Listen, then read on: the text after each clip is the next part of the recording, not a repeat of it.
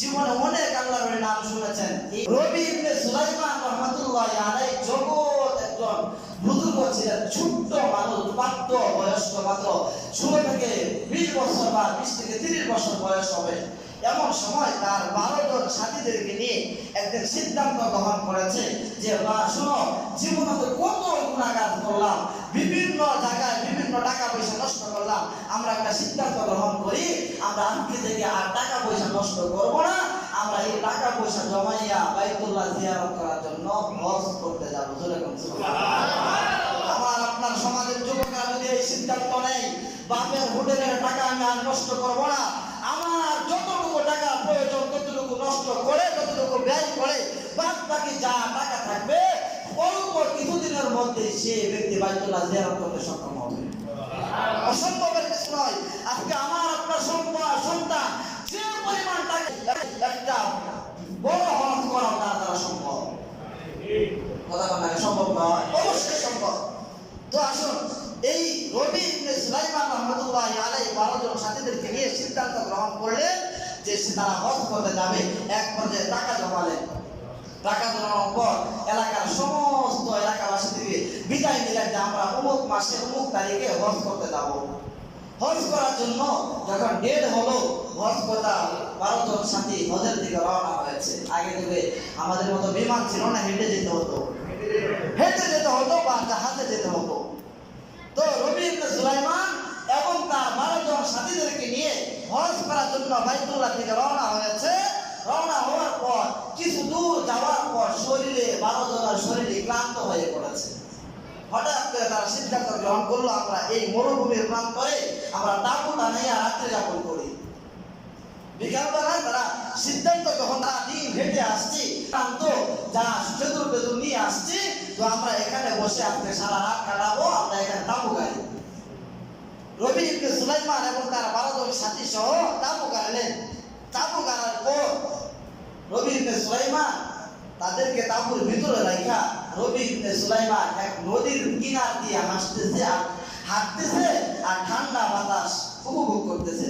আপনারা বলেন, কোন নদী থাকলে, এই যে আপনাদের পাশে নদী আছে, ও ঢাকা থেকে কোনো ব্যক্তি যদি আসে বিকালবেলা দেখবে নদীর সাইড দিয়ে হাঁটতে খুব ভালোবাসে। কেন?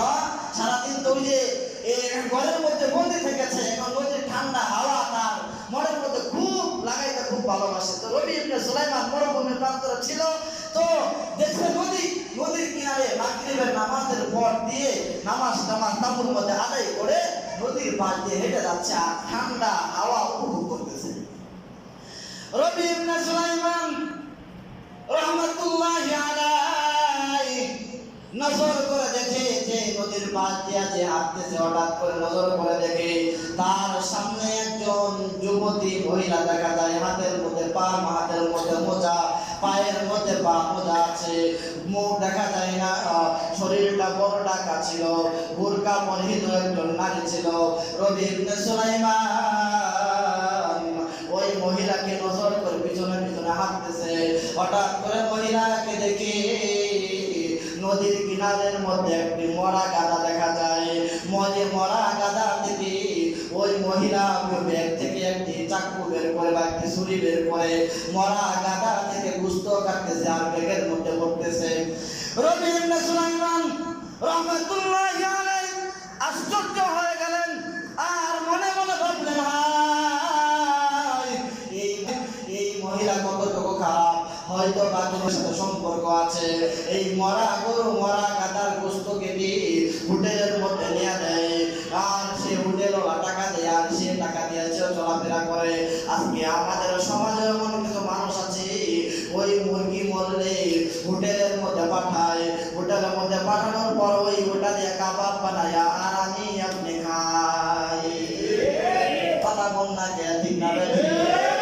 রবি ইবনে সুলাইমান রাহমাতুল্লাহি আলাইহি যেই মাত্র দেখলেন মহিলা মরা গাধা থেকে গোশত কাটে আর মনে মনে সিদ্ধান্ত গ্রহণ করেছে মহিলার গোত্রত্ব বাড়ানা, অথবা হোটেলের সাথে সম্পর্ক, নতবা সে ওই গোশত গুরু বাজারের মধ্যে বিক্রি করে, দুইটাই হবে, অন্য কোনো পন্থা হবে না। মহিলা যখন ব্যাগটা ভালো করে পরে, গোশত ভালো করে পরে যখন রওনা হয়েছে, রবি ইবনে সুলাইমান যাচ্ছে, দেখি মহিলা কি করে। যাইতে যাইতে নজর করে দেখি মহিলা একটা মরুভূমির প্রান্তরের মধ্যে গেছে। যাওয়ার পর দেখি একটা তাঁবু টানাল, তাঁবুর মধ্যে মহিলাটা প্রবেশ করেছে। রবি ইবনে সুলাইমান তার পাশে ছিল। এমন সময় মহিলা যখন তাঁবুর ভিতরে গিয়েছে, হঠাৎ করে দেখে রবি ইবনে সুলাইমান নজর দেখে ওই তাঁবুর ভিতর থেকে কুরআন কারীমের তেলাওয়াতের আওয়াজ শোনা যায়। ইন্নাল্লাহা ওয়া মালাইকাতাহু ইউসাল্লুনা আলান নবী ইয়া আইয়ুহাল্লাযীনা আমানু সাল্লু আলাইহি ওয়া সাল্লিমু তাসলিমা। সবাই দুরূদ ইব্রাহিম পড়ি। আল্লাহুম্মা সাল্লি আলা মুহাম্মাদিন ওয়া আলা আলি মুহাম্মাদ কামা সাল্লাইতা আলা ইব্রাহিম ওয়া আলা আলি ইব্রাহিম ইন্নাকা হামিদুম মাজিদ। আল্লাহুম্মা বারিক আলা মুহাম্মাদিন ওয়া আলা আলি মুহাম্মাদ কামা বারাকতা আলা ইব্রাহিম ওয়া আলা আলি ইব্রাহিম ইন্নাকা হামিদুম মাজিদ। বালাগাল উলা বিকামালিহি কাশাফাদ দুজা বিজামালিহি হাসুনাত জামিউ খিসালিহি সাল্লু আলাইহি ওয়া আলিহি। মুঝে कुछ मिले या न मिले मुहम्मद मिले यानी यो शै जिससे अल्लाह मिले। बलगल उला बिकमालिही कशफत दुजा बिजमालिही सल्लु अलैहि व आलिहि। ला इलाहा इल्लल्लाह जुले ला इलाहा इल्लल्लाह। আল্লাহ নামের জিকির করবে যারা, আল্লাহ নামের জিকির করবে যারা, আল্লাহর প্রিয় বান্দা তারা, আল্লাহর প্রিয় বান্দা যারা, জান্নাত শুধুই পাবে তারা। লা ইলাহা ইল্লাল্লাহু মুহাম্মাদুর রাসূলুল্লাহ সাল্লাল্লাহু আলাইহি ওয়াসাল্লাম সাল্লাল্লাহু আলাইহি ওয়াসাল্লাম সাল্লাল্লাহু আলাইহি ওয়াসাল্লাম। আজকে মুসলমান যারা ইমানদার তারা বাড়িওয়ালা, কিওয়ালা, বাড়িওয়ালা, জোরে কথা বল, ভালো বুঝবেন, বেসাতে বুঝবেন, কিওয়ালা, বাড়িওয়ালা, বাড়িওয়ালা। আপনারা যারা বাড়ি করছেন বাড়াতে, আপনাদের পাওয়ার বেশি না বাড়াটিয়াদের পাওয়ার বেশি? বাড়িওয়ালা কথা নাকি, বাড়িওয়ালাদের পাওয়ার বেশি না? বাড়িওয়ালাদের পাওয়ার বেশি। বাড়াটিয়া যদি বিদ্যুৎ কিন্তু বেশি ক্ষয় করে গরম। এজন্য মুসলমান বাড়িওয়ালা। দ্বিতীয়, মুসলমান হলো এই দুনিয়ার জামাই। কথা বুঝেন না? দুনিয়ার জামাই হচ্ছে মুসলমানরা। কেমনে? একটা উদাহরণ দিয়ে সহজে বুঝবেন। আপনাদের বেড়াতে এক ছেলেকে বিবাহ করাবেন, মনে করেন না গাদ্দারি এক ছেলেকে বিবাহ করাবেন বেড়াত গ্রামে। এখন বিবাহের দিন সিদ্ধান্ত হয়েছে, সব কিছু সিদ্ধান্ত হয়েছে। বিবাহের দিন নতুন বিয়ের বাড়িতে বিয়াইকে বললেন আমরা 500 যাত্রী আসবো, আপনাদের জন্য 500 মুরগি, 500 মুরগির ডিম, 500 রোজ, গরুর গোস্ত, খাসির গোস্ত, সব কিছু আয়োজন করছে। কিন্তু বিয়া যেদিন যে ছেলের বিয়া, ওই ছেলেকে রাইখে আপনারা গাড়ি ভইরা 500 যাত্রী ওই মেয়ের বাড়িতে গেলেন। আপনারা ভালো বুঝে থাকলে জবাব দিবেন, ওই মেয়ের বাড়ির লোকেরাকে আপনাদেরকে খাওয়ান দিবে না দৌড়াবে? কেন? জামাই যায় না। এই তো বুঝে বুঝে জবাব দিবেন, না বুঝলে কিন্তু প্রথমে ভূমিকা না বুঝলে শেষে আগে কিন্তু কিছু বুঝবেন না। এজন্য ভূমিকা দিয়ে কি বুঝাইতে চায় সেটা বুঝবেন। তো কেন দিবে না? জামাই নিয়া যায় নাই। 100 মুরগির ডিম ওই দিনকার খাবারের আয়োজন ছিল একমাত্র জামাইয়ের কারণে। যদি জামাই যাইতো তাহলে আপনার খাবার জুটতো।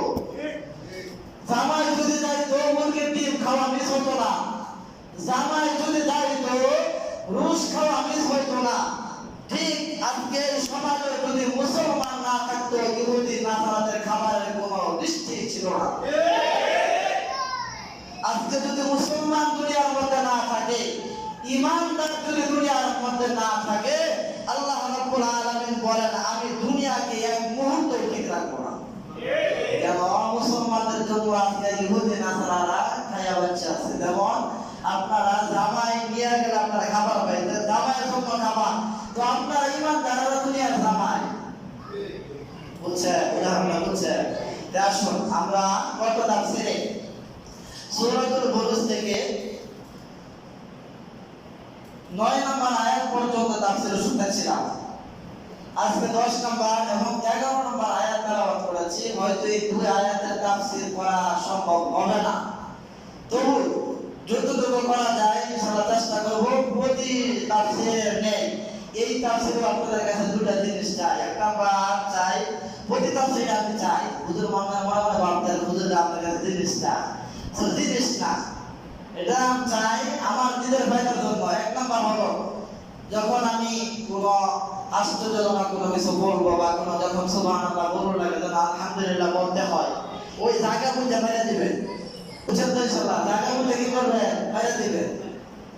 দ্বিতীয় নাম্বার যেটা চাওয়া, যে একটু দোয়া করবেন যাতে এই গুনাহগারের মুখ দিয়ে এমন একটা কিছু কথা বের করে দেয় যে কথা আমার নিজের জন্য এবং আপনাদের জন্য মানা এবং আমল হয়।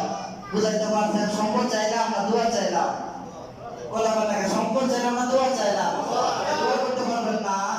এখানে বসে কোন ইমাম, কেন কোন মক্কা শরীফের ইমাম যদি এখানে বসে বয়ান করে, আল্লাহ তাআলার রহমত যদি তার মধ্যে না থাকে, এক কথা বলার শক্তি সে রাখে না।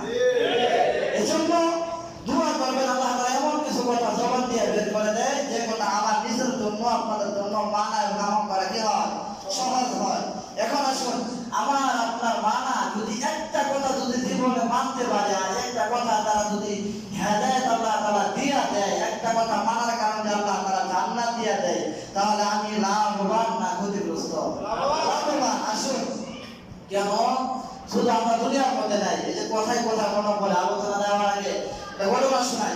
সুলতান মাহমুদ গজনবী রহমাতুল্লাহি আলাইহি বহুত বিখ্যাত একজন বুজুর্গ ছিল। তিনি এক মেয়ে করেছেন। মেয়েটা দেখতে বড় সুন্দরী, এত সুন্দরী, সে এই তার চোখে থেকে তার ওই চেহারা থেকে, মেয়ের চেহারা থেকে তার চোখ পড়াইতে পারে না। একবার ঘটনাক্রমে মেয়ের সাথে কোনোভাবে কথা বলার সিদ্ধান্ত হয়েছে। ওই যখন মেয়ের সাথে প্রেম করে তখন সে সুলতান মাহমুদ গজনবী এখনো হয় নাই। ভালো করে বুঝবেন, পরে করবেন হুজুররা প্রেম করে।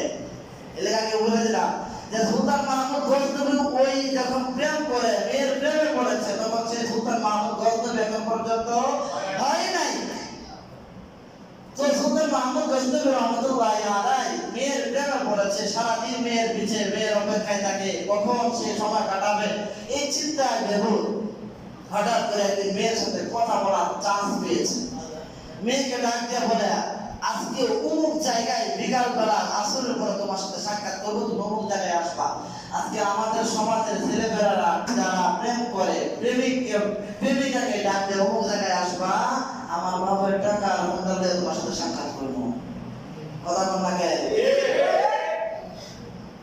বাপের হোটেলে খায়, বাপের হোটেলে খাইয়া বাপের টাকা নষ্ট করে এমন সন্তান আমাদের সমাজে আছে না নাই? এজন্য সুলতান মাহমুদ গজনবী যখন বিকালবেলা যাইয়া ওই মেয়ের সাথে সাক্ষাৎ করার জন্য যে জায়গায় কথা বলেছিল, সেই জায়গায় দীর্ঘক্ষণ অপেক্ষা করতেছে, কিন্তু মাগার প্রেমিকা আসতেছে না। এমন জায়গা দেয় না। ছেলের কাছে মামায় ঘুমায় সারা বছর খায়, খাওয়ার পরে এই ছেলেকে ফাঁকি দিয়ে অন্য ছেলের হাত ধরে বিবাহ বসে আসে না নাই? পরে ওই কাজটা দ্রুত সে দ্বিধাবোধ করে না। আজকে আমাদের সমাজ বেশিরভাগ নারীর ভাগ যদি না থাকতো আমাদের যুব সমাজ ভালো হইতে পারত। এখন মনে মনে মহিলারা তো শুনতে থাকবে বলে আমাদেরকে হুজুরের রাস্তায় দিতে বাস। এই জন্য সুলতান মাহমুদ গজনবী রহমতুল্লাহ আলাইহি দীর্ঘক্ষণ ওই মেয়ের জন্য অপেক্ষা করতেছে, কিন্তু মেয়ে মাকার আসতেছে না। আসরের সময় কেটে গেল, মাগরিবের সময় কেটে গেল, এশারের সময় কেটে গেল, কিন্তু সে জায়গায় দাঁড়িয়ে আছে আর বলতেছে কখন আসবে, চিন্তায় বেহুশ হয়ে আছে। এক পর্যায়ে মেয়ের আশায় থাকতে থাকে, রাত্র কখন চলে যায় সুলতান মাহমুদ গজনবী তো টের পায় নাই। সকালবেলা সুলতান মাহমুদ গজনবী রহমাতুল্লাহ আলাইহি যে ঘরের মধ্যে বসবাস করতেন ওই ঘরের পাশের এক ব্যক্তি ওই তার পাশ দিয়ে হেঁটে যায়। সুলতান মাহমুদ গজনবীকে দেখে, এখানে কিসের জন্য দাঁড়িয়ে আছো বা কতক্ষণ ধরে দাঁড়িয়ে আছো? সুলতান মাহমুদ গজনবী রহমাতুল্লাহ আলাইহি জবাব দেয়, ভাই গতকাল কি আসরের পরে এখানে দাঁড়িয়েছি, আসর গেল, মাগরিব গেল, এশা গেল, ফজর গেল, কিন্তু আমার একটা মেয়ের সাথে সম্পর্ক ছিল, তার সাথে সাক্ষাৎ করার জন্য দাঁড়িয়েছিলাম। এমন সময় সে আমাকে বাকি দিয়ে এখন পর্যন্ত আসা নাই। ওই যুবক জিজ্ঞাসা করে, সুলতান মাহমুদ এখন পর্যন্ত তুমি সারা রাত তুমি কিভাবে কাটাইলা? অপেক্ষার সময় তো সহজে যেতে চায় না, তুমি এত সময় কিভাবে কাটাইলা বলো? সুলতান মাহমুদ গজনবী বলে, শোনো, কোন মানুষ যখন কোন মানুষের প্রেমে পড়ে সময় কোন দিক দিয়ে যায় টের পায় না।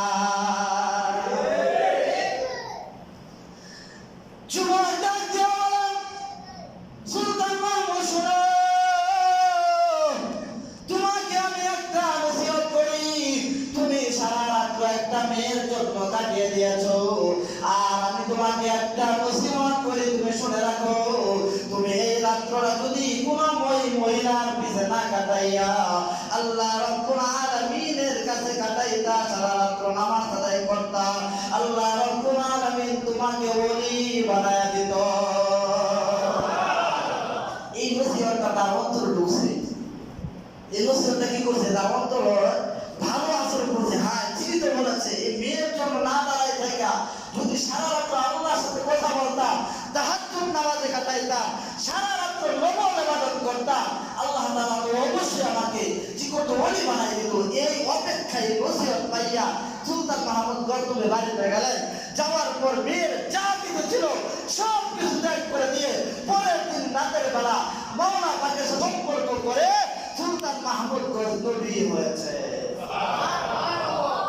একটা কথা, একটা নসিহত যদি আমার আপনার জন্য যথেষ্ট হয়ে যায়, মানার আগ্রহ থাকে, আল্লাহ তাআলা যদি একটা কথা জবান দিয়ে যদি আমার বের করে দেয়, আর এই কথাটা যদি আপনি মানেন, একটা কথাই জান্নাতে যাওয়ার জন্য যথেষ্ট। বুঝছেন ঘটনা? আচ্ছা, এখন আসুন যে আয়াতে কারিমাটা আল্লাহ রাব্বুল আলামিন বলেন, ইন্নাল্লাযীনা ফাতানুল মুমিনিনা ওয়াল মুমিনাত থুম্মা লাম ইয়াতুবু ফালাহুম আযাবু জাহান্নাম ওয়া লাহুম আযাবুল হারিক। ইন্নাল্লাযীনা ফাতানুল মুমিনিন, নিশ্চয়, আগে তরজমা শুনেন, বিভিন্ন ঘটনা কয়। এখন আপনারা বলুন, তরজমা কইরা এই আয়াতের তরজমা করার পরে, বাংলা অনুবাদ করার পরে এখন ঘটনা যাবো না যাবো করি না ঘটনা না, এটা কি ব্যাখ্যা কে লিখে দিয়েছে কেউ না? তরজমা করার পর তো আমার ব্যাখ্যা দিতে ঘটনা দিতেই হবে। ইন্নাল্লাযীনা ফাতানুল মুমিনিনা, নিশ্চয় যারা মুমিন মুসলমানদেরকে, ওয়াল মুমিনাত, এবং মুমিন নারীদেরকে কষ্ট দেয়। কি দেয়? কি দেয়? আমরা মনে দিই না, এই জন্য আমাদের মুক্তি আবার বের হয় না। কি করে আমাদের সমাজে মুসলমানদের কষ্ট দেয় এমন আছে না? নাই, অনেক আছে, অনেক আছে, অনেক আছে। আমি নিজেও গেলে আমার কথার দ্বারা মনে হয় সব কষ্ট পাইতে পারে, অসম্ভবের কিছুই না। এজন্য সময় কষ্ট দেয়, কিন্তু কষ্ট দেওয়ার পর যদি জানতে পারেন আমার কথা দ্বারা কোনো ভাই কষ্ট পেয়ে আল্লাহ তাআলার কাছে তওবা করবেন, মাফ চাইবেন, আল্লাহ তাআলা মাফ করে দিবে। আর যদি জানতে পারেন কোনো বান্দা অবশ্যই নিশ্চিত এই ব্যক্তিকে আমি আমার জবান দ্বারা কষ্ট দিয়েছি, ওই ব্যক্তির কাছে মাফ চাইবেন। কেন মাফ চাইবেন শুনেন, কারণ কিয়ামতের মাঠে জানেন আল্লাহ রাব্বুল আলামিন যখন জান্নাতের মধ্যে যাওয়ার জন্য বলবেন তোমরা জান্নাতে চলে যাও, সমস্ত মানুষ জান্নাতের দিকে দৌড়াইতে থাকবে। এক পর্যায়ে মানুষগুলো জান্নাতে যেতে যাবে, হঠাৎ করে যখন ফুলসিরাতের ফুল পার হবে এমন সময় দেখবে ফুলসিরাতের ফুল পার হতে পারবে না। কেন পারবে না? কিছু লোক দাঁড়ায় থাকবে, যখন ফুলসিরাতের ফুল পার হতে যাবে পিছন দিক দিয়ে টান দিয়ে আগের জায়গায় পাঠিয়ে দিবে। কেন? বলবে যে তুমি আমার কষ্ট দিয়েছিলা, তোমার এই ভুল আর বানাতে পারবে না। এজন্য জান্নাতে আল্লাহ তাআলা বলবেন, আল্লাহ এখন বলতে পারেন আল্লাহ তাআলা অনুমতি দিয়েছে জান্নাতে যাওয়ার জন্য, এই ব্যক্তি আটকে লোকে আল্লাহ তাআলা যা হক ছিল আল্লাহ তাআলার হক পালন করার কারণে আল্লাহ তাআলা জান্নাতে যাওয়ার অনুমতি ঠিক আছে দিয়েছে, কিন্তু বান্দার হক আল্লাহ তাআলা মাফ করবে না। বান্দার হক আল্লাহ তাআলা কি করবে না? মাফ করবে না। এজন্য বান্দার মনে যদি কষ্ট দেয়া থাকে বান্দা থেকে মাফ চাইতে হবে। আল্লাহ তাআলা যদি মাফ চাইলে আল্লাহর হক আল্লাহ তাআলা মাফ করবে, কিন্তু বান্দার যেটা হক কোনো ব্যক্তিকে যদি কষ্ট পায় থাকে, কোনো ব্যক্তি আমার জবান দ্বারা আমার আচরণের দ্বারা যদি কষ্ট পায় থাকে, ওই ব্যক্তির কাছে মাফ চেয়ে অবশ্যই আপনার মৃত্যুবরণ করতে হবে। আসুন, যে বলতেছে নিশ্চয় যারা নারী এবং পুরুষ, এই মুমিন নারী এবং মুমিন পুরুষদেরকে যারা কষ্ট দেয় অথবা কি করে কষ্ট দিতে ঠিক আছে, কিন্তু কি করে তওবা করে নাই, জাহান্নাম তাদের জন্য যন্ত্রণাদায়ক শাস্তি রয়েছে। কি রয়েছে? যন্ত্রণাদায়ক শাস্তি রয়েছে। হারিক বলা হয় জাহান্নামের একবারে এমন একটা আযাব যেটা মানুষ সহ্য করার মতো নয়। এখন আয়াতের বিশ্লেষণ, এখন আসুন আমরা আমাদের জবান দ্বারা আমাদের প্রতিবেশী কষ্ট পায় না? পায় না? পায়। এখন আসুন এই আয়াতের ব্যাখ্যায় মুফাসসিরিন কেরাম লিখছেন তোমার জবান দ্বারা যদি কষ্ট পায় তুমি তার কাছে মাফ চাইবা, তাইটা যদি তুমি এমন করো তাকে বেশি থেকে বেশি সাহায্য সহযোগিতা করবা, তাহলে তোমার যে কষ্ট দিয়েছ এই কষ্ট দেওয়ার কারণে সে তোমার প্রতি রাজি আর খুশি হয়ে যাবে।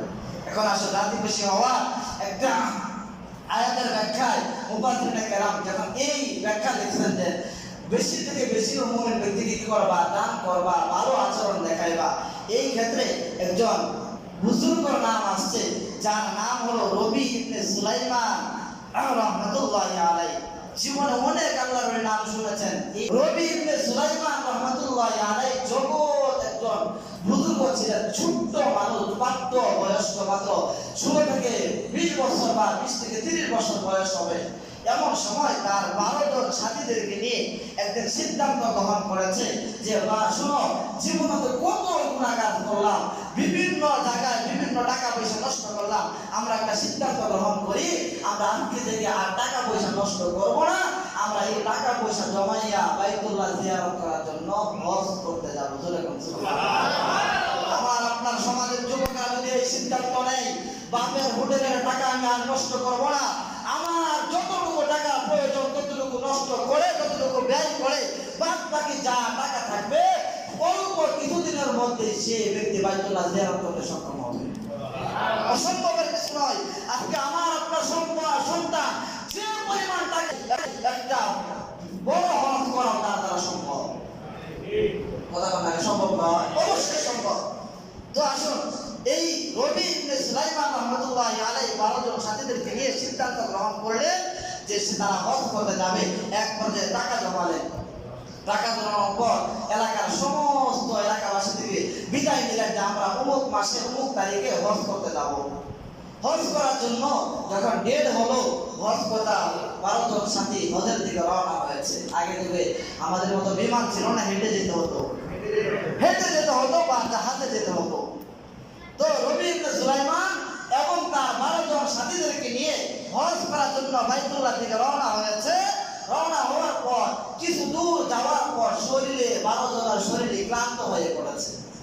হঠাৎ করে তারা সিদ্ধান্ত গ্রহণ করলো আমরা এই মরুভূমির প্রান্তরে আমরা তাঁবুটা নিয়ে রাত্রি যাপন করি। বিকালবেলায় তারা সিদ্ধান্ত গ্রহণ, তারা দিন হেঁটে আসছি, ক্লান্ত যা সেতুর বেতুর নিয়ে আসছি, তো আমরা এখানে বসে আজকে সারা রাত কাটাবো, আমরা এখানে তাঁবু গাড়ি। রবি ইবনে সুলাইমান এবং তার 12 জন সাথী সহ তাঁবু গাড়লেন। তাঁবু গাড়ার পর রবি ইবনে সুলাইমান তাদেরকে তাঁবুর ভিতরে রাখা রবি ইবনে সুলাইমান এক নদীর কিনার দিয়ে হাঁটতেছে আর ঠান্ডা বাতাস উপভোগ করতেছে। আপনারা বলেন কোন নদী থাকলে, এই যে আপনাদের পাশে নদী আছে, ও ঢাকা থেকে কোনো ব্যক্তি যদি আসে বিকালবেলা দেখবে নদীর ধার দিয়ে হাঁটতে খুব ভালোবাসে। কেন?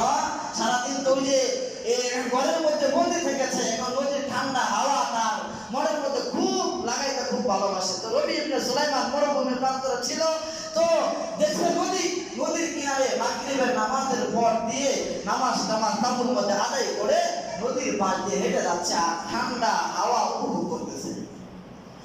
রবি ইবনে সুলাইমান রাহমাতুল্লাহি আলাইহি নজর করে দেখে যে নদীর পাশ দিয়ে যে হাঁটতেছে, হঠাৎ করে নজর করে দেখে তার সামনে একজন যুবতী মহিলা দেখা যায়। হাতের মধ্যে মোজা, পায়ের মধ্যে মোজা আছে, মুখ দেখা যায় না, শরীরটা বড় ঢাকা ছিল, বুরকা পরিহিত একজন নারী ছিল। রবি ইবনে সুলাইমান ওই মহিলাকে নজর করে পিছনে পিছনে হাঁটতেছে। হঠাৎ করে মহিলাকে দেখে নদীর কিনারের মধ্যে একটি মরা গাধা দেখা যায়। মরা গাধা থেকে ওই মহিলা ব্যাগ থেকে একটি চাকু বের করে বা একটি ছুরি বের করে মরা গাধা থেকে গোশত কাটতেছে আর ব্যাগের মধ্যে পড়তেছে। রবি ইবনে সুলাইমান রাহমাতুল্লাহি আলাইহি আশ্চর্য হয়ে গেলেন আর মনে মনে ভাবলেন, হায় এই মহিলা কতটুকু খারাপ, হয়তো বা তোমার সাথে সম্পর্ক আছে। এই মরা গরু মরা গাদার গোশত কেটে হোটেলের মধ্যে নিয়ে দেয় আর সে হোটেলওয়ালা টাকা দেয় আর সে টাকা দিয়ে চলাফেরা করে।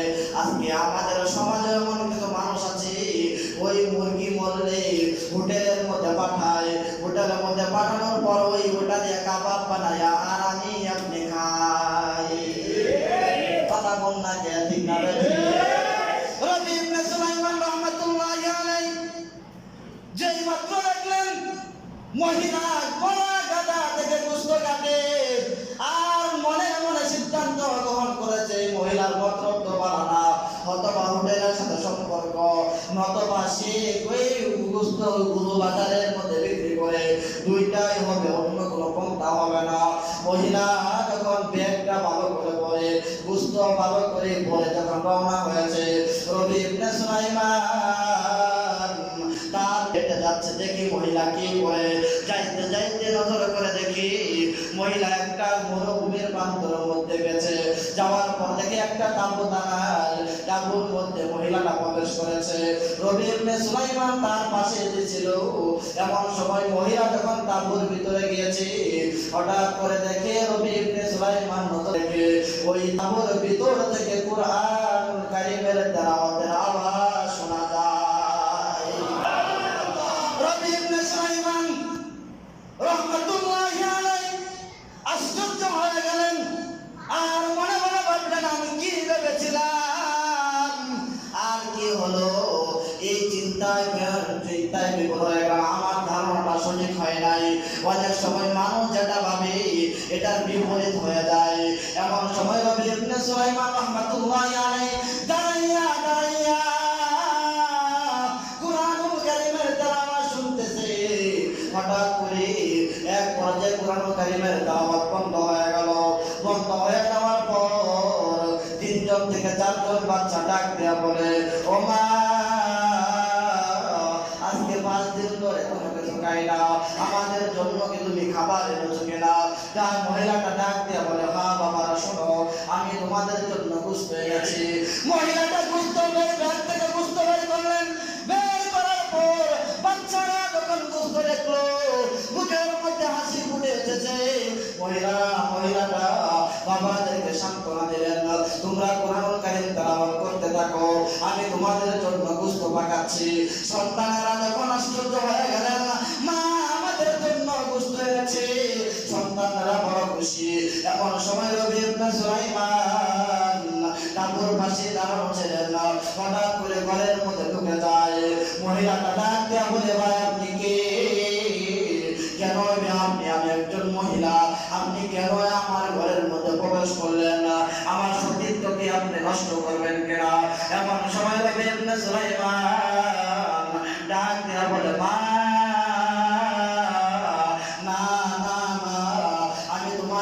নষ্ট করার জন্য আসি নাই। আমি তোমার কাছে অন্যায় করে ফেলেছি, অপরাধ করে ফেলেছি। আমি যে ভেবেছিলাম, আমি যে চিন্তা করেছিলাম, তার চিন্তার বিপরীত হয়ে গেছে।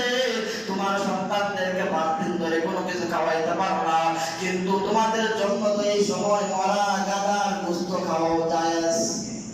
এটা মাথায় শোনেন যে এমন এক জায়গায় গেছে যে জায়গায় মনে করো খাবার বলতে কিছু নাই, শুধু মরা গরু পাইছে।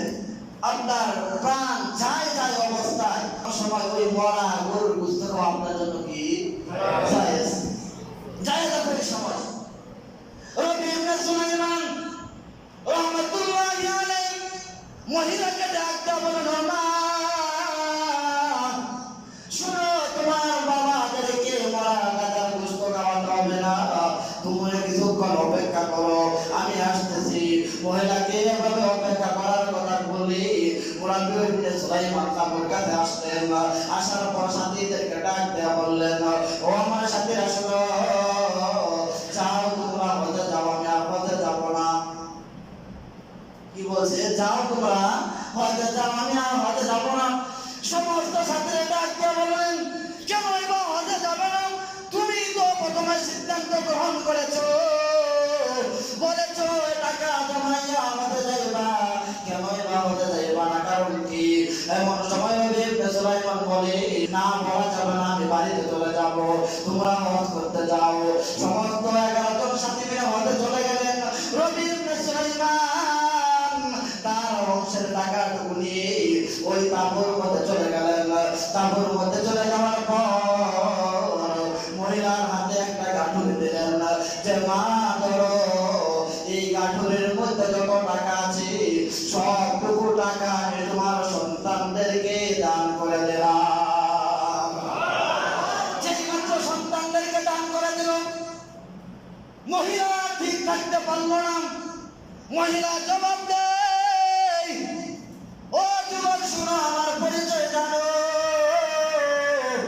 আমি কে? আমার পরিচয় তুমি জানোনি? এমন সময় মহিলা জবাব দেয়, আমি হলাম নবী মুহাম্মদুর রাসূলুল্লাহ সাল্লাল্লাহু আলাইহি ওয়াসাল্লামের বংশধরের একজন মহিলা। যেই মাত্র এই কথা বললেন, রবি ইবনে সুলাইমান আশ্চর্য হয়ে গেলেন। টাকা পয়সা দান করেন, রবি ইবনে সুলাইমান বাড়িতে চলে যায়। এদিক দিয়ে তার সাথীরা হজে চলে যায়। হজে চলে যাওয়ার পর বাকি সাথীরা বাইতুল্লাহ জিয়ারত করে। এক সাথী নজর করে দেখি রবি ইবনে সুলাইমান তার পাশ দিয়া বাইতুল্লাহ তওয়াফ করে। উচ্চ আওয়াজে বলে আল্লাহু আকবার। মুসলমানরা জুড়ে বলে আল্লাহু আকবার। মাত্র এক সাথী বলল, ও ভাই রবি ইবনে সুলাইমান, তুমি তো বলেছো তুমি হজে আসবা না, তুমি কি করে হজে আসবা? আমার হঠাৎ করে দেখে আরাফার ময়দানে হাজিরা যখন একত্র হয়, আরেকজন সাথী দেখে তার পাশে রবি ইবনে সুলাইমান উপস্থিত। আল্লাহু আকবার। আমার আরেকজন সাথী দেখে রওজার পাশে দাঁড়াইয়া, আরেকজন সাথী নবীজির পাশে দাঁড়াইয়া নবীজিকে সালাম দেয়, আসসালামু আলাইকা ইয়া রাসূলুল্লাহ। আরেকজন সাথী দেখি রবি ইবনে সুলাইমান হাতের মধ্যে একটা গাঁঠুরি, এই গাঁঠুরিটা ওই সাথী ভাইয়ের হাতে দিয়া ডাক দেয়া বলে, গাঁঠুরিটা তুমি রাখো, আমি নবীজিকে সালাম দেই, হাত তুলে দোয়া করি, এই গাঁঠুরির জন্য আমি দোয়া করতে পারতেছি না। আল্লাহু আকবার। রবি ইবনে সুলাইমান, আপনারা বুঝে থাকলে বলবেন, রবি ইবনে সুলাইমান হজে গেছে নাকি বাড়িতে? রবি ইবনে সুলাইমান যখন বাড়িতে, তার সাথীরা হজ থেকে ফিরে আসলো। হজ থেকে ফিরে আসার পর রবি ইবনে সুলাইমানকে ডাক দিয়ে বলতেছে, ও ভাই,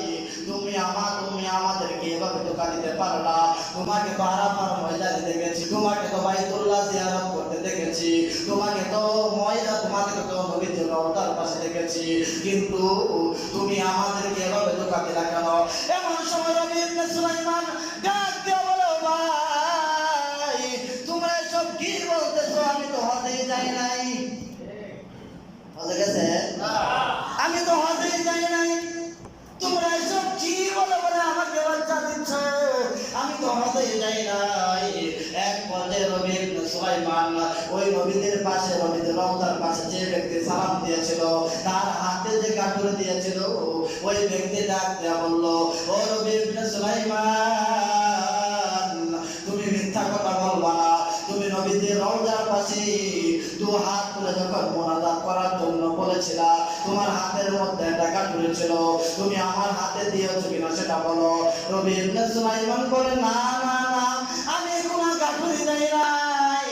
এই বলে যখন সাথীরা যখন বলতেছে, নবী ইবনে সুলাইমান মনে মনে ভাবে, হাই কি হলো? এভাবে যখন চিন্তায় পেরেশান হইয়া দিন চলে গেল, দিন চলে গেল, রাত্রি যখন হয়ে গেল, নবী ইবনে সুলাইমান এশারের নামাজ আদায় করে নবী ইবনে সুলাইমান তার ঘরের মধ্যে যাইয়া কিছু নফল ইবাদত করে আরামের ঘুমে ঘুমায় গেছে। ঘুমায় যাওয়ার পর নজর করে দেখে রাহমাতুল লিল আলামিন তার ঘরের মধ্যে হাজির। আর জোরে বলো আল্লাহু আকবার। যেইমাত্র নবী ইবনে সুলাইমান ঘুমের ঘরে রাহমাতুল লিল আলামিন নবী মুহাম্মদুর রাসূলুল্লাহ সাল্লাল্লাহু আলাইহি ওয়াসাল্লামকে স্বপ্নে দেখলেন। স্বপ্নে দেখার পর নবী ইবনে সুলাইমান নজর করে দেখে বিশ্বনবী জনাব মুহাম্মদুর রাসূলুল্লাহ সাল্লাল্লাহু আলাইহি ওয়াসাল্লাম বলে, ও নবী ইবনে সুলাইমান, শোনো, তুমি তোমার একজন আমার বংশের একজন মহিলাকে কিছু টাকা দান করেছ, দাও, তোমাকে আমি এক কাঠুরি টাকা দিয়ে গেলাম। নবী ইবনে সুলাইমান রাহমাতুল্লাহি আলাইহি ঘুম ভেঙে যায়। ঘুম ভেঙে যাওয়ার পর নজর করে দেখে তার ঘরটা মেশক আম্বরের মতো গ্রাম বের হচ্ছে। নবী ইবনে সুলাইমান আশ্চর্য হয়ে গেলেন, আর কি বললেন? এমন সময় সাথীদেরকে ডাক দিয়ে বলো, সাথীরা শোনো, আমি তো হজ করতে যাই নাই। নবী ইবনে সুলাইমানকে ডাক দিয়ে বলে, আল্লাহর নবী ডাক দিয়ে বলে, ও নবী ইবনে সুলাইমান, শোনো, তুমি হজ করতে যাও নাই। এই বছর যত হাজিরা হজ করতে গিয়েছিল, ও একজনের হজ কবুল হয় নাই, কিন্তু তুমি নবী ইবনে সুলাইমান ওই ব্যক্তিকে দান করার কারণে তোমাকে আল্লাহ তাআলা একটা পূর্ণ হজের সওয়াব দান করে দিয়েছে।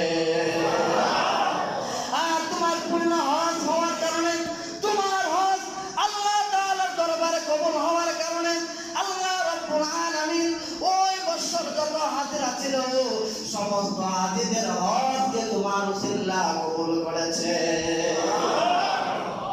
এখন বলুন, বুঝে থাকলে বলুন, দান করার ফজিলত আছে না নাই? আছে। দান কারে করছিল? নবীর বংশের একজন মহিলাকে। সে কি হিন্দু ছিল না মুসলমান ছিল? মুসলমান ছিল না হিন্দু ছিল?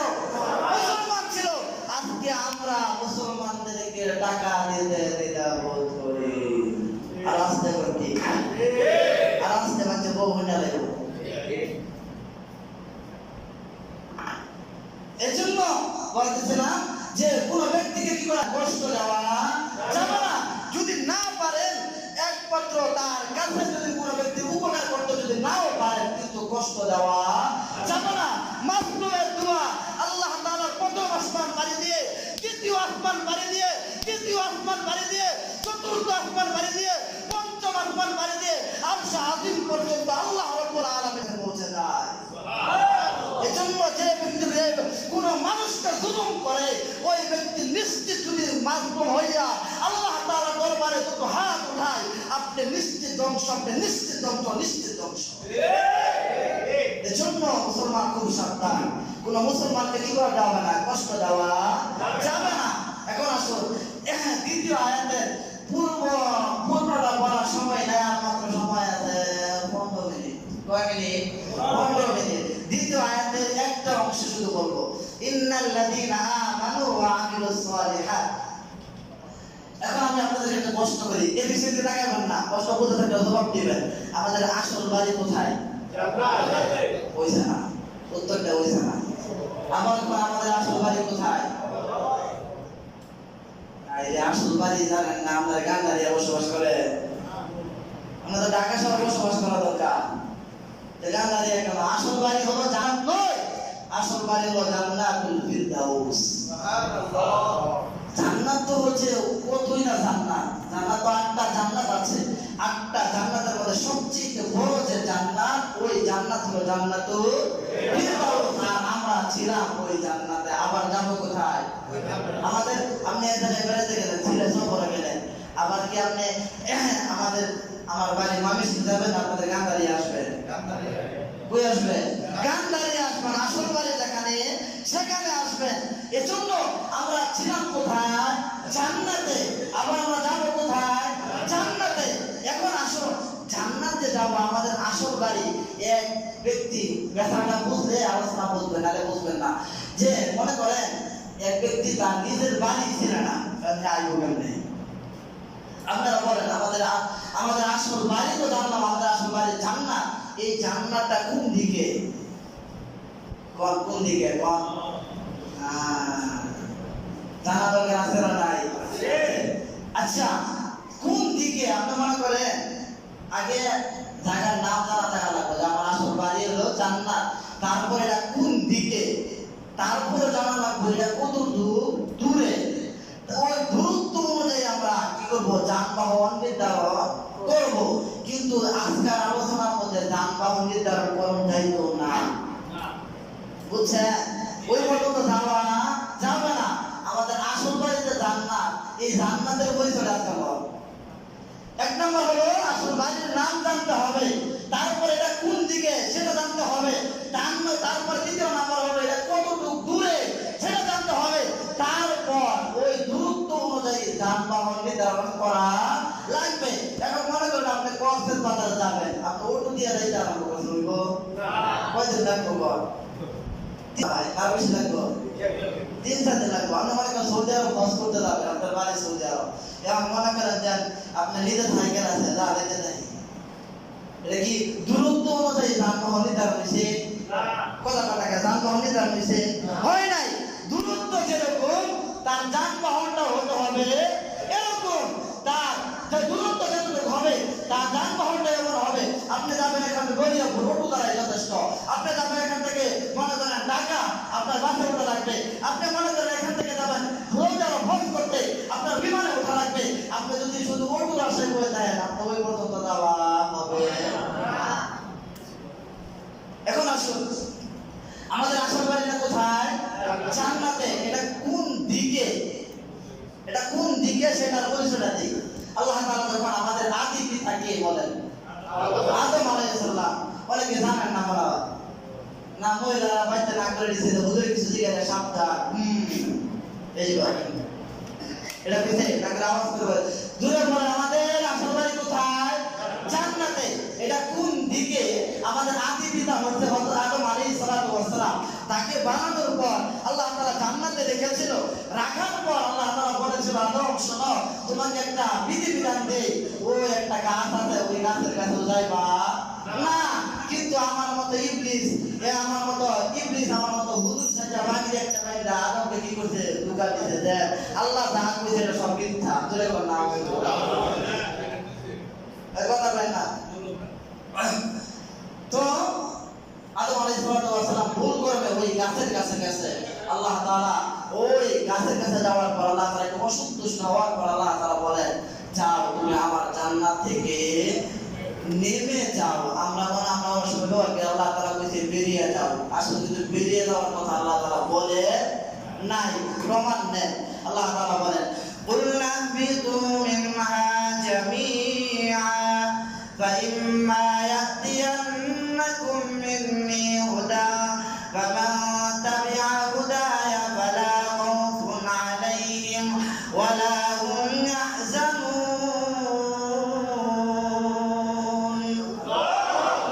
কুলনা বিতু মিনহা জামিআ। ইহবিতু শব্দের অর্থ হচ্ছে যাও। কি যাও? নেমে যাও। আপনারা বলুন, মানুষ যখন কোনো কিছু, আপনি একজন ব্যক্তির সাথে সাক্ষাৎ করতে গেছেন, হ্যাঁ 2 তলা, এখন কি আপনাকে বলবেন ভাই বেরিয়ে আসো না ভাই একটু নিচে নামো? কি করবেন? নিচে নামো। আল্লাহ তাআলা যেহেতু কোরআন আয়াতের মধ্যে ইহবিতু শব্দ ব্যবহার করেছে, অতএব বোঝা যায় আমাদের আসল বাড়ি কোন দিকে? উপরে। কোথায়? কথা বলে কোন দিকে? উপরে। আমাদের আসল বাড়ি নিচে না, কোন দিকে? উপরের দিকে। আল্লাহ তাআলা যেহেতু আমাদের আগে বলছে তুমি নেমে যাও, বেরিয়ে যাও, কথা বলেন নাই? আল্লাহ তাআলা বলছে তুমি আমার জান্নাত থেকে নেমে যাও। আর মানুষ উপর থেকে নিচে নামে, এই কষ্টের দ্বারা আমাদের কষ্ট, আমাদের আসল ঠিকানা কোন দিকে? উপরের দিকে। এখন আসল বলি, জান্নাত থেকে সবাই দেখবো? মনে মনে ভাবতেন বাপে মুসলমান, আমিও মুসলমান, বাপে গরু খায়, আমিও গরু খাই, এসব ব্যক্তিকে জান্নাতে যাইব অসম্ভব। যদি বাইরেও থাকে আজকে থেকে এটা একটু পাল্টান। আসুন, এই জান্নাতে যাবে কারা?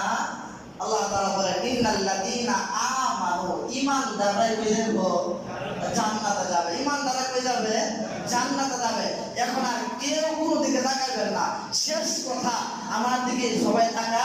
একজন সাহাবীর জীবনে বলবো, দেখেন এই সাহাবী তার জীবনটাই ছিল ত্যাগের মধ্যে, আনন্দের মুহূর্ত সে তার আনন্দ ভোগ করে নাই। তার ঈমানটা কি পরিমাণ, এই পরিমাণ পাওয়ার নিয়ে যদি আমি আর আপনিও যদি মরতে পারি, আল্লাহ করে জান্নাত, আসল বাড়ি জান্নাতুল ফেরদাউসে যাওয়া আমার আপনার দ্বারা দেওয়া সম্ভব। এখন আসল দিলটাকে নরম করে আবার দিকে তাকে কেউ কোনো দিকে নজর না। শেষ কথা, আল্লাহর নবীর একজন সাহাবী সাআদ সালামী রাদিয়াল্লাহু তাআলা আনহু, এটা বলেই শেষ। সাআদ সালামী রাদিয়াল্লাহু তাআলা আনহু অত্যন্ত কালো মানুষ ছিলেন। কি মানুষ ছিল? কালো মানুষ ছিল। তাকে বলা হতো গোলাপুল আরব, মানে আরবের কাউয়া।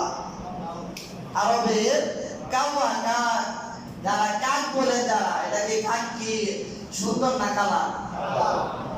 কালো না? কালো। এই জন্য গোলাপুল আরব বলা হতো। তো এই সাআদ সালামী রাদিয়াল্লাহু তাআলা আনহু এক হাদিস নিয়ে খুব চিন্তায় পেরেশান। হাদিসটা কি? হাদিসটা যুবক না শুনলে বোঝে, এটা তাড়াতাড়ি করা দরকার।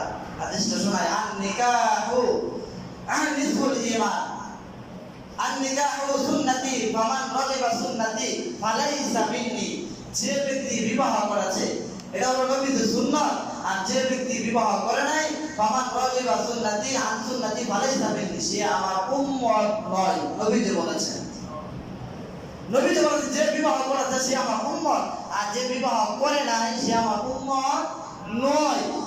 এখন এই কথা শুনে সাআদ সালামী রাদিয়াল্লাহু তাআলা চিন্তায় হয়ে গেলেন, চিন্তায় পেরেশান হয়ে গেলেন। ভাই যদি বিয়ে না করি তাহলে নবীদের আমার উম্মত না আমি, তাহলে বেঈমান হয়ে মৃত্যুবরণ করবো আমি। চিন্তায় পেরেশান নবীদের কাছে এই হাদিসের ব্যাখ্যা জানার জন্য গেলেন।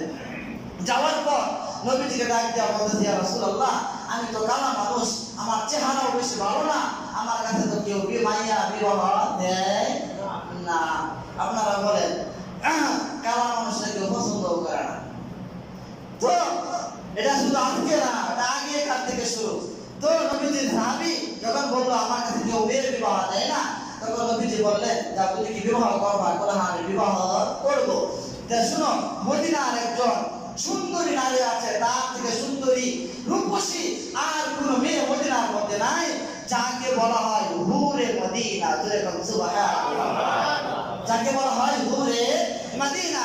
তুমি তার কাছে বিবাহের প্রস্তাব নিয়ে যাও। নবীজি যখন এই কথা বললে, দৌড়াইয়া নবীজির অনুমতি পাইয়া ওই মেয়ের বাড়িতে উপস্থিত। যাইয়া দেখে মেয়ের বাবা আমার হাতে চেয়ারে বলে দিয়েছে। মেয়ের বাবা অনেক ধনাত্মবান, টাকা পয়সার কোনো অভাব নাই, মেয়েও সুন্দরী। মেয়ের বাবা এই চেয়ারের মধ্যে বসে রয়েছে। সাআদ সালামী দাইয়া আসসালামু আলাইকুম সালাম দিলেন। দেওয়ার পর সে সালামের জবাব নিয়ে বলে, ওয়া আলাইকুমুস সালাম। কিসের জন্য আসছো? যে আল্লাহর নবী আমার কাছে পাঠাইছে, আপনার কাছে পাঠাইছে আপনার মেয়ের বিবাহ শাদীর জন্য। তো বরকে আমি নিজে, বরকে আমি নিজে। ওই বেলা বর্ষা থেকে দাঁড়াই গেছে, কালা মাস আমার মেয়ের বিবাহ করবি। আজকে যে আমাদের গান দাঁড়াই একজন ব্যক্তি ধনাঢ্য, টাকা পয়সার কোনো অভাব নাই, এক কালা ব্যক্তি যদি আয়া নেশা শরীর অত্যন্ত কালো যদি আয়সা বলে আপনার মেয়ের বিবাহ করবো হবে, আপনি কি জান নিয়ে গান গাইতে যাইবার দিবেন? আপনি কথা টাকা জান নিয়ে যাইতে পারবো? জান নিয়ে যাইতে তো ভাই ব্যক্তি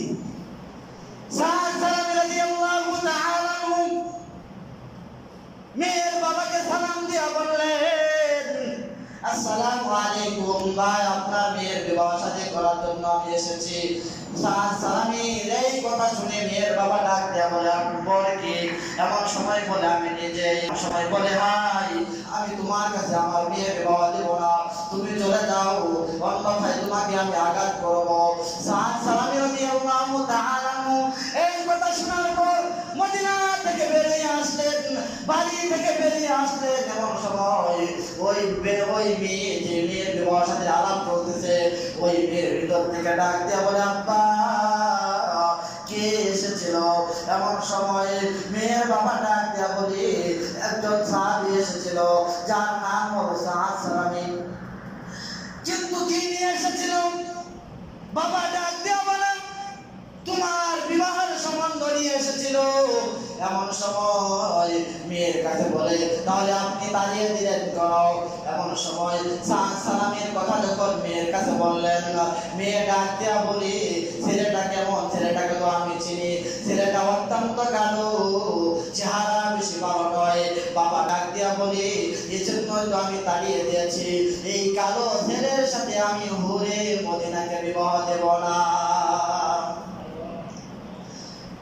এমন সময় মেয়ের ভিতর থেকে ডাক দেয়া বলেন, আব্বা শুনো, তুমি যে সাহাবীকে দাঁড়িয়ে দিয়েছো, আমি তাকে, তুমি আবার ডাকো, তার কাছে জিজ্ঞাসা করো, তুমি কি তাকে জিজ্ঞাসা করেছে কিনা? তুমি তাকে কি জিজ্ঞাসা করেছিলা কে তার আমার কাছে পাঠিয়েছে, তোমার কাছে কে পাঠিয়েছে? এমন সময় মেয়ের বাবা ডাক দেয়া বলি, আর জিজ্ঞাসা করেছিলাম, তাকে তো মুহাম্মাদুর রাসূলুল্লাহ সাল্লাল্লাহু আলাইহি ওয়াসাল্লাম পাঠিয়েছিল। এই কথা বলার পর মেয়ের ভিতর থেকে ডাক দিয়া বলে, আব্বা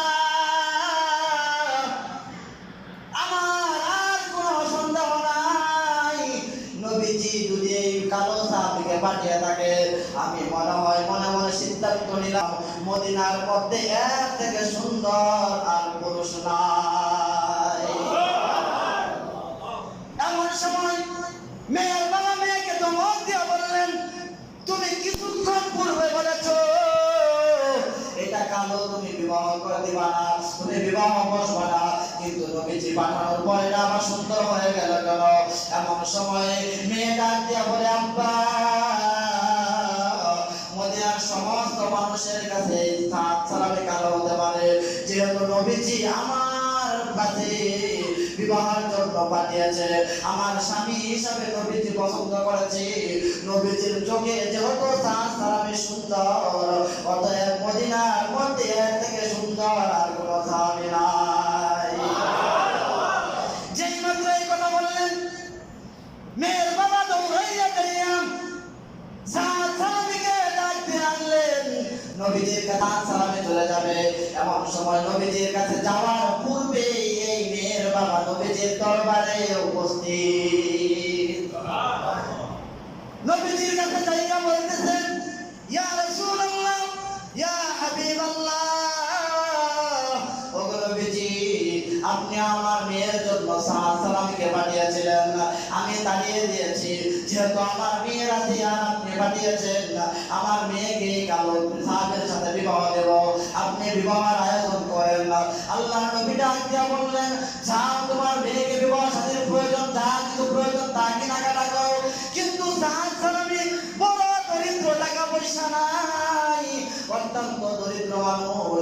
এমন সময় নবীজি সমস্ত সাহাবায়ে কেরামকে ডাকলেন, ডাকার পর সাহাবীদেরকে ডাক দেয়া বললেন, সাহাবীরা শোনো, সালামের বিবাহের প্রস্তাব দিয়েছে, বিবাহ শাদী ঠিক হয়েছে, তোমরা তার বিবাহ শাদীর যা টাকা পয়সা লাগে, তার সম্বন্ধ যা টাকা পয়সা লাগবে তার উপর আয়োজন করো।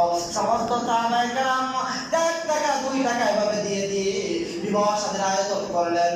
সমস্ত সাহাবায়ে কেরাম যখন বিবাহ শাদীর আয়োজন করলেন, সাদ সালামী যেদিন বিবাহ করতে যাবে, এই দিন কিছু সংখ্যক সাহাবী যুদ্ধের ময়দানে ছিল।